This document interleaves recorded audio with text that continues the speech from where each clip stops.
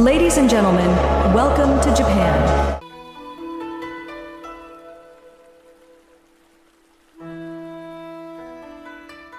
Konnichiwa. As you can see in the video, you must know that the garden we choose is Japanese garden. Before that, I will introduce the members of my group that consists of 3 people, which is me, Farah Alisa, and the second one is Haira Shakira, and lastly is Shashwani. Assalamualaikum and hi, I'm Haira and I will talk about the introduction of Japanese garden. The Japanese garden has captured the imagination of Western gardeners ever since they discovered its likes in the 19th century. Japan, isolated from the rest of the world after 1930 for over 200 years, had been nurturing extraordinary and unique styles of architecture, pottery, painting, flower arranging, and gardening. It was the dynamic creative energies of Zen monks and painters of the medieval period, alongside Japan's relationship with Chinese culture, that set the stage for the development of the Japanese garden. These ancient gardens have become the benchmark of abstract garden art throughout the world and are unique demonstrations of the significance of water, plant, and rock elements in the art of the contemporary landscape garden. Okay, we move to the elevation of the gardens. The history of Japanese gardens includes several key periods shaped by religion, politics, and culture. Early gardens were influenced by ancient Chinese designs and evolved during the Heian period, 794 to 1185, into more artistic and romantic forms. During the Kamakura and Muromachi periods, Zen Buddhism and Chinese culture inspired meditative and minimalist gardens. In the 14th century, the innovation of dry water gardens using gravel and sand emerged, influenced by Zen. By the late 15th Momoyama period, gardens began to feature larger rocks to express power, balanced by the humble aesthetics of tea house. Lastly, the Edo period, 1644 to 1911, saw the peak of Japanese garden design, especially private stroll gardens in Edo. The Edo is now Tokyo, known for scenic views. In modern times, gardens have shifted towards more naturalist styles, but still reflect traditional elements like natural materials and principles from the ancient text Sakuteki. Okay, we move to the styles of Japanese garden. We have 4 types of garden styles that we found it. And the first one, we have the pond garden style. The typical features that we can describe are a pond with rocks around the edge, cobbled sandy beaches shelving into the water. We have the garden have 1 or 2 islands, typically planted with pines and grasses among rocks. A red painted Chinese style bridge, or a meandering stream or waterfall feeding the pond, undulating hills around the pond, and the plant such as cherry trees, Japanese maples, Keria azalea, and Spirea. After that, we have the tea garden style. The typical features that they have is have an entrance gate,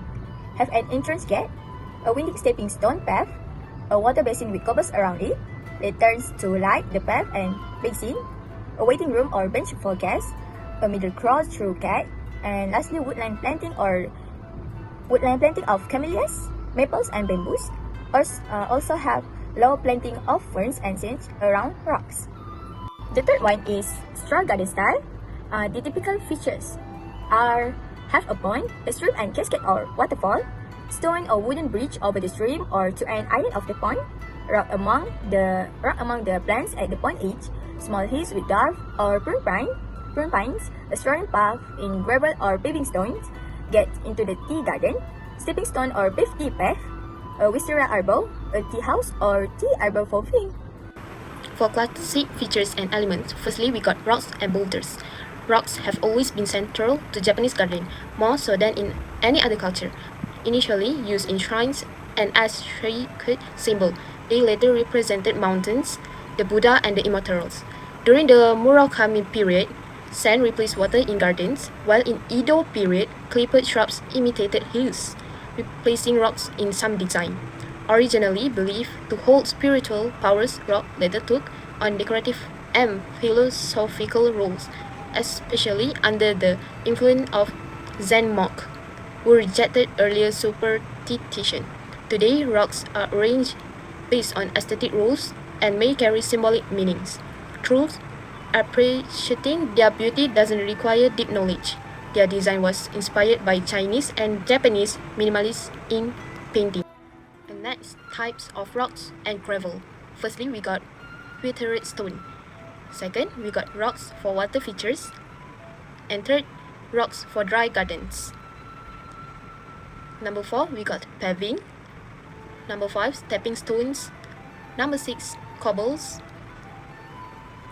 Number 7, pebbles. And lastly, we got sand and fine grit. Next, we got dry water. Early dry landscape garden used rocks placed in moss of grass, later evolving to include sand and gravel arranged to mimic water, such as stream or waterfall.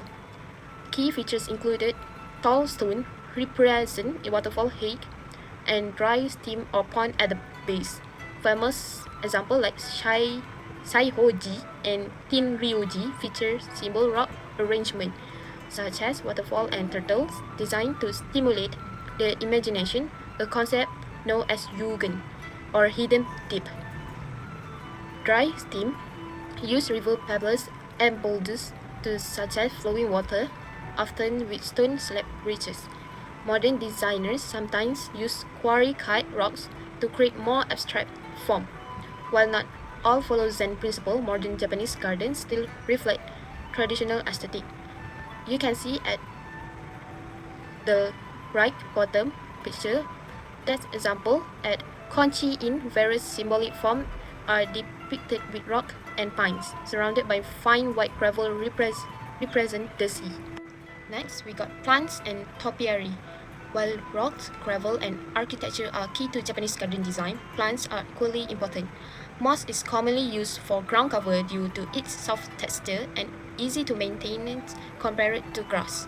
True plants are used sparingly. They often carry symbolic meaning, such as plum for purity, cherry for mortality, and maple for longevity. Planting is typically natural and informal, avoiding symmetry. Tea garden use fern for a wide look, while other gardens feature clipped evergreen, especially azaleas and camellias, shaped into abstract form through okarikomi. Japanese topiary, unlike cloud pruning found in some Western interpretation, Japanese topiary is subtle and symbolic. Kobori Enshu mastered okarikomi, creating sweeping from like wave and hills. At Raikyuji Temple, he combined topiary with shake boro scenery, blending clipped shrub with surrounding landscape for harmonious effect. Lastly, we got decorative artifacts. Japanese gardens typically avoid bold focal points and bright colors, favoring subtlety and harmony. Decorative elements like pagodas, stupas, lanterns, and water basins are used sparingly and often have a reduced religious role, blending naturally into the scene. Traditional features include shishi, odoshi, deer carriers, and sui kinkutsu, water harp chambers, which add sound and charms, while often near tree garden, symbolize purity and are covered with bamboo. Lanterns, originally from temple grounds, become common in garden through tea culture. Though largely decorative, they add structure and ambitions. Granite lanterns, in particular, are valued for their age look, reflecting wabi-sabi, the Japanese aesthetic of beauty, imperfection, and age. Next, I will pass this slide to Wani. Hello everyone, Japan is known for its beautiful seasonal plant. At first, many plants brought from China, but over time, Japanese gardens began to use more native plants. In spring, flowers like cherry blossom, azaleas, camellias, and magnolias bloom and bring color to the landscape. In autumn, trees like maple and oak change into bright red, yellow, and orange leaf. Pine and cedar trees are evergreen. They stay green all year and are symbol of strength and long life in Japanese culture. Other plants like wisteria, peonies, and hydrangeas grow naturally or in garden group. Some flowers like lilies and anemones are placed near rocks and moss to look natural. Japanese gardens are carefully designed to show the beauty of nature in every season. First of all, I would like to begin with the beauty of spring in Japan, where a variety of stunning plants come into bloom. First, we have the Camellia japonica or Tsubaki, native to Japan and often found in Buddhist temples. Camellias blossom with soft pink flower and are known for their glossy and dark green leaf. They are also used in tea gardens. Next is Camellia japonica or Yamabuki. This deciduous shrub has bright yellow star-shaped flower and has been cultivated in Japanese gardens since the 11th century. Although double flower has a common Japanese garden favor the simpler single flower variety.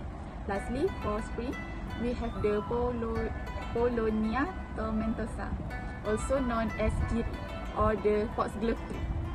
Though originally from China, it has been grown in Japan since the 9th century and it prized for its large leaf and lavender bush flower.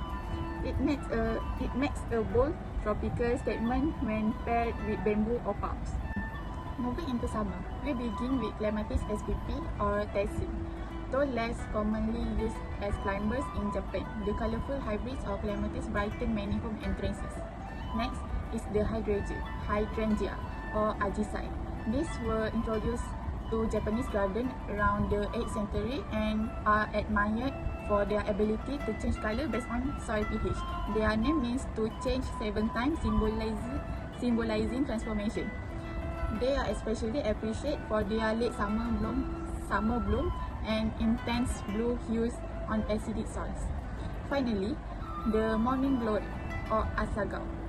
This delicate flower, which blooms and fades in just a day, has long symbolized the fleeting nature of life. It became popular during the Edo period and remains a summer favorite in many Japanese gardens. Now we welcome autumn, where foliage takes center stage.